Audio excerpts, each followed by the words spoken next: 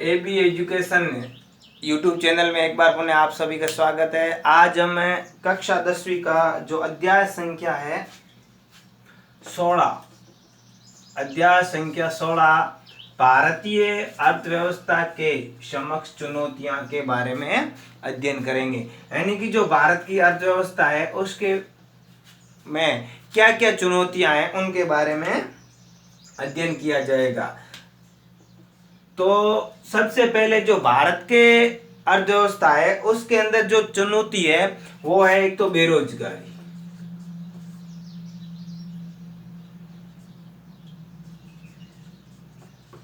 और दूसरा है गरीबी। ये मुख्य रूप से चुनौती है। इस अब बेरोजगारी क्या होती है इसके बारे में हम अध्ययन करें, फिर गरीबी के बारे में अध्ययन करते हैं। तो बेरोजगारी वो होती है कि कोई भी व्यक्ति जो क्या करना चाहता है, काम या कार्य करने का क्या है, इच्छुक है,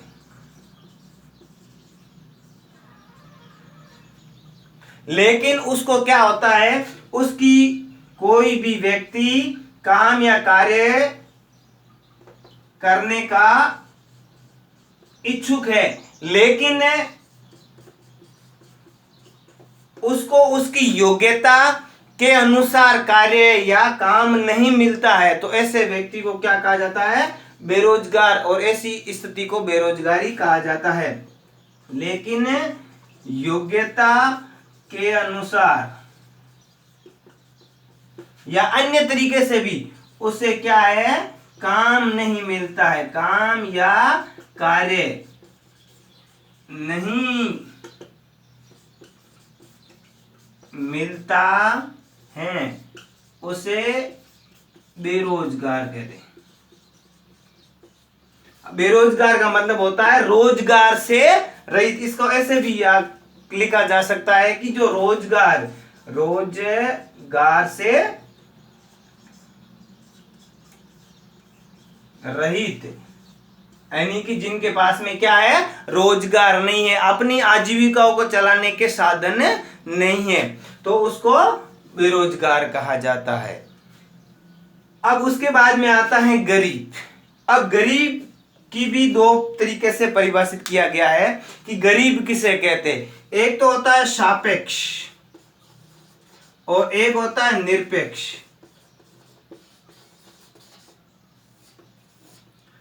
अब सबसे पहले निरपेक्ष के बारे में जानते हैं।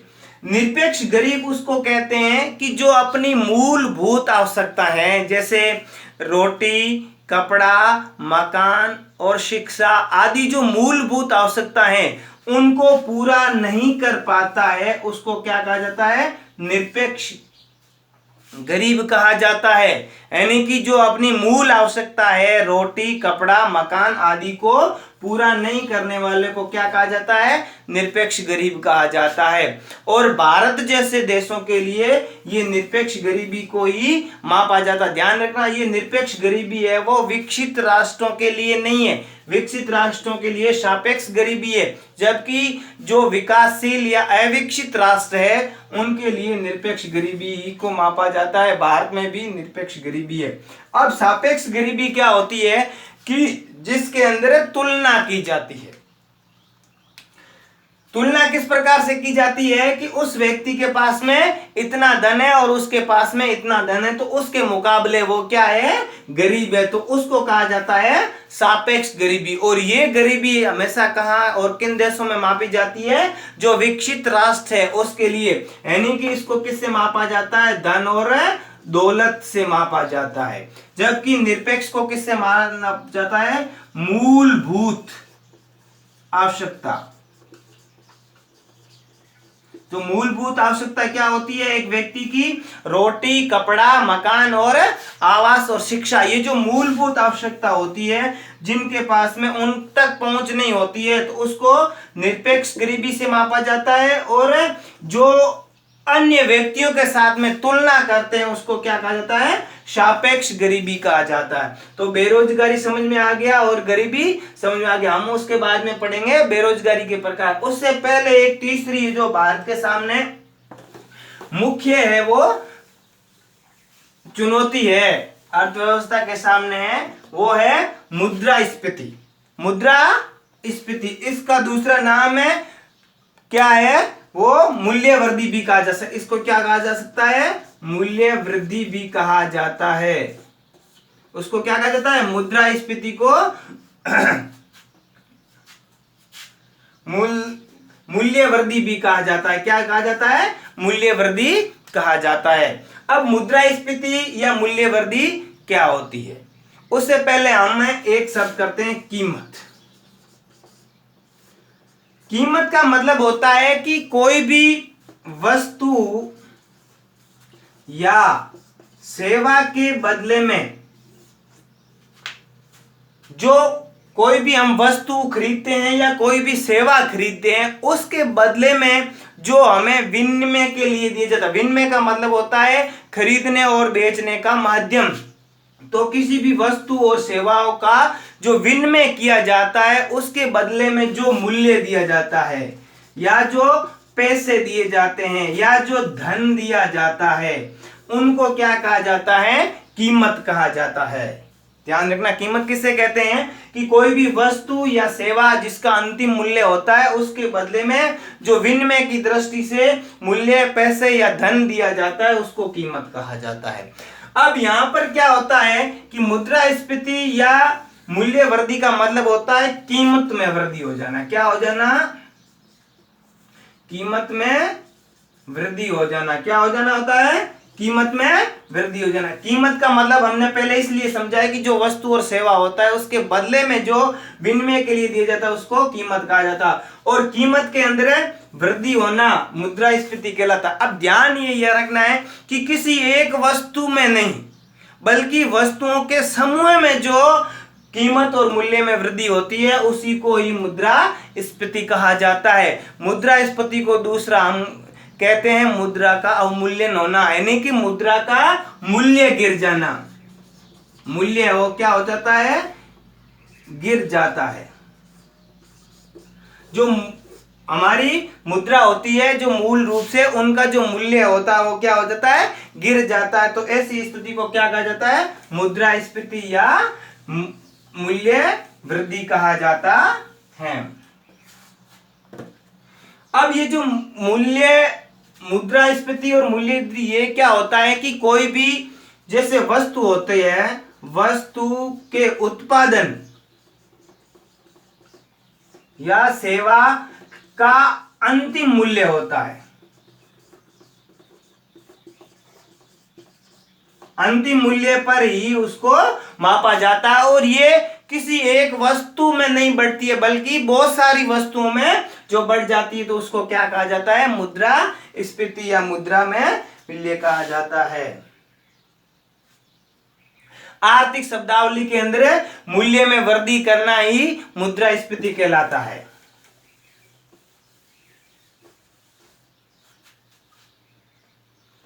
अब जो मुद्रास्फीति है,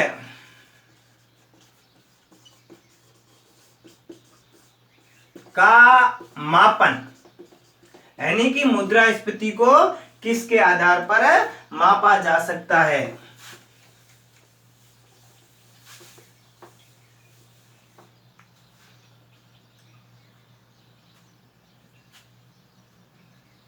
अब जो मुद्रास्फीति को मापने के लिए अलग अलग मापन बनाए गए हैं। भारत में इसको मापा जाता है थोक मूल्य पर।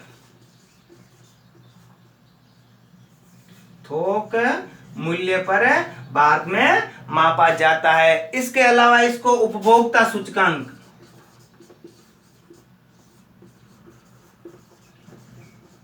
सूचकांक पर भी मापा जा सकता है। उपभोग का मतलब होता है किसी वस्तु को उपभोग में लेने के अलावा इसके सेवा सूचकांक पर भी मापा जाता है। ये सभी अलग अलग देशों में इसका मापने का तरीका है, लेकिन भारत में जो मुद्रास्फीति है उसका मापन किस पर होता है, थोक मूल्य पर मापा जाता है। यानी कि कोई भी वस्तु है जो पूर्ण रूप से उसका किस प्रकार से संपूर्ण भारत में एक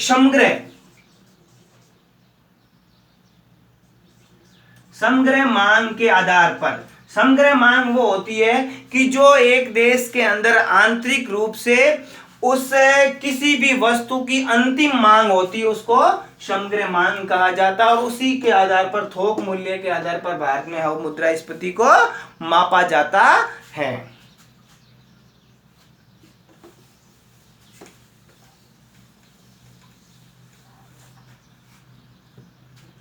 ये जो मुद्रास्फीति है वो भारत में बहुत ही गंभीर रूप से बनी हुई है। 2011-12 के अनुसार जो भारत में है वो 4.7% की दर से ही मुद्रास्फीति बनी हुई है। तो 4.7 है। 1950 के दशक तक जो भारत की वो मुद्रास्फीति थी वो ठीक थी, लेकिन उसके बाद जैसे जैसे आगे के दशक 1960 के दशक में इसमें अभूतपूर्व वृद्धि हुई, जिसका कारण कि उसका मांग है वो बढ़ गई। मांग बढ़ने के कारण है, देखो मुद्रास्फीति का मुख्य कारण होता है मांग बढ़ती है तो आपूर्ति क्या हो जाती है, घट जाती है। तो ऐसी स्थिति में ये मुद्रास्फीति बढ़ जाती है।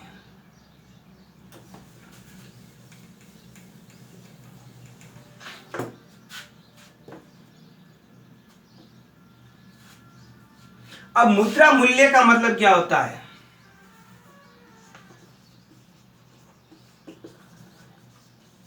मुद्रा मूल्य का मतलब होता है क्रय शक्ति। क्या होता है? क्रय शक्ति। क्रय शक्ति का मतलब होता है खरीदने की शक्ति, यानी कि कोई भी जो वस्तु है उसको किस प्रकार से खरीदा जाता है। खरीदने के लिए विनिमय माध्यम चाहिए, तो जो माध्यम होता है, जो पैसा होता है, यानी कि जैसे भारत का है वो रुपया, मूल मुद्रा भारत की क्या है? रुपया है। तो उस रुपये के माध्यम से ही किसी भी वस्तु को खरीदा या बेचा जाता है। तो क्रय करने की शक्ति को क्या कहा जाता है? मुद्रा का मूल्य कहा जाता है। अब मुद्रास्फीति कब होती है? कि जब किसी भी मुद्रा का मूल्य वो घट जाता है और उसे को किसी भी वस्तु को खरीदने के लिए अधिक पैसे देने पड़ते हैं, तो ऐसी स्थिति को मुद्रास्फीति या मुद्रा कहा जाता है।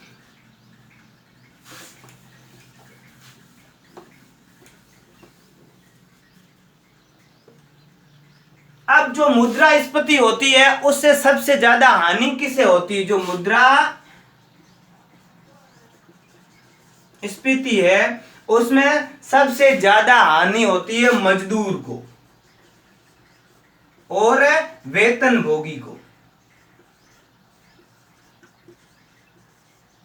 अर्थात वह व्यक्ति जो मजदूर होता है या जिसका जो मजदूर निश्चित मजदूरी प्राप्त करता है या निश्चित वेतन प्राप्त करता है, ऐसे व्यक्तियों को मुद्रास्फीति के अंदर बहुत ही हानि उठानी व्यक्ति है। और लाभ किसको होता है? मुद्रास्फीति का लाभ सिर्फ एक ही व्यक्ति को होता है और वो होता है ऋणी। जिसके पास में क्या होता है? ऋणी व्यक्ति या जिसका ऋण लिया हुआ होता है, तो ऐसी स्थिति में उस व्यक्ति को क्या होता है? लाभ होता है। और बाकी हानि है वो किसको होती है? मजदूर को और वेतनभोगी को, यानी कि जो निश्चित आय वाले व्यक्ति होते हैं उनको होती है। इसके अलावा देश को भी होती है, पूरे देश को और सभी व्यक्तियों को भी मुद्रास्फीति से हानि होती है। सिर्फ लाभ है वो ऋणी व्यक्ति को ही होता है, ये ध्यान रखना। पिछली बार भी बोर्ड की परीक्षा में ये पूछा गया था कि मुद्रास्फीति से लाभ किसको होता है? तो ऋणी व्यक्ति को होता है।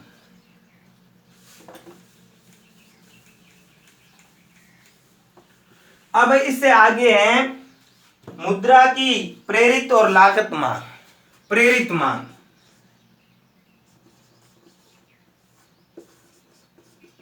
मांग और लागत मांग।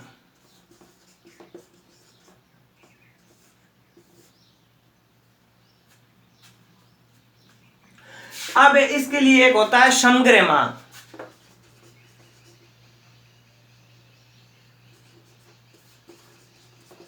समग्र मांग में है कि संपूर्ण दृष्टि से किसी भी वस्तु की जो उस देश के अंदर सभी के लिए मांग होती है। तो वो अंतिम यानी कि भी किसी भी उत्पादन का अंतिम मांग होती है, अंतिम लागत होने के बाद में उसका जो निर्माण हो जाता है उसके बाद में जो मांग होती है उसे समग्र मांग कहा जाता है। अगर किसी भी वस्तु की समग्र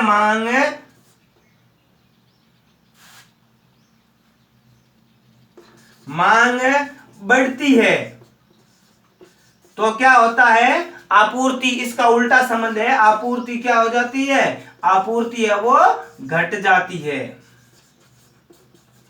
तो ऐसी स्थिति में क्या बढ़ता है, मुद्रास्फीति बढ़ती है, यानी कि जो मांग बढ़ती है तो आपूर्ति घटती है। तो ऐसी स्थिति में उस वस्तु का क्या होता है, मूल्य बढ़ जाता है। क्या बढ़ जाता है, और मूल्य बढ़ जाता है तो दूसरी यानी कि पैसे का मूल्य घट जाता है, वस्तु का मूल्य बढ़ जाता है। तो ऐसी स्थिति मांग आपूर्ति हो जाती है। अब जो तो ये तो हो जाती प्रेरित मांग। प्रेरित मांग कब होती है, जब किसी भी वस्तु की क्या होती है, मांग बढ़ जाती है। तो मांग बढ़ने से आपूर्ति है वो घट जाती है इसे। उसके बाद में आता है लागत मांग। लागत मांग का मतलब होता है कि कोई भी उत्पादन होता है उसके ऊपर जो लगने वाला खर्च होता है, जो मूल्य होता है, उसी को लागत मांग से प्रेरित किया जाता है।